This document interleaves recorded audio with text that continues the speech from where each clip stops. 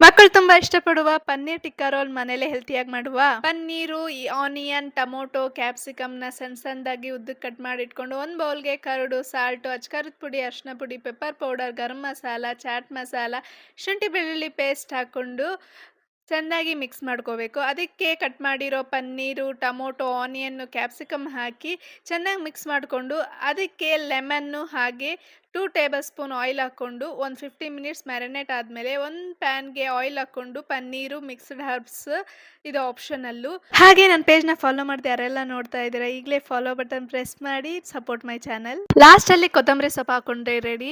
Paneer stuff, ಆನಿಯನ್ನ ಹಾಕಿ chapati roll ಮಾಡಿದ್ರೆ ಮನೇಲೆ ಟೇಸ್ಟಿಯಾದ ಹೆಲ್ತಿಯಾದ paneer tikka roll ready. Lunch ಬಾಕ್ಸ್‌ಗೆ ರೆಡಿ ಮಾಡಿ. ಸ್ನ್ಯಾಕ್ಸ್ ಬಾಕ್ಸ್‌ಗೆ ಡ್ರ್ಯಾಗನ್ ಫ್ರೂಟ್ ಸೀಸನ್ ಅಂತ ಡ್ರ್ಯಾಗನ್ ಫ್ರೂಟ್ ತಂದಿದ್ದೆ. ಅದನ್ನ ಸಣ್ಣ ಸಣ್ಣದಾಗಿ ಕಟ್ ಮಾಡಿ ಅದ್ರ ಜೊತೆ ಡ್ರೈ ಫ್ರೂಟ್ಸು ಸಹ ಹಾಕಿದ್ದೆ. ಮಾರ್ನಿಂಗ್ ವಾಕಿಂಗ್ ಮಾಡಿ ಬಾರ್ಗವ್ ಸಹ ಸ್ಕೂಲ್‌ಗೆ ಹೊರಟ.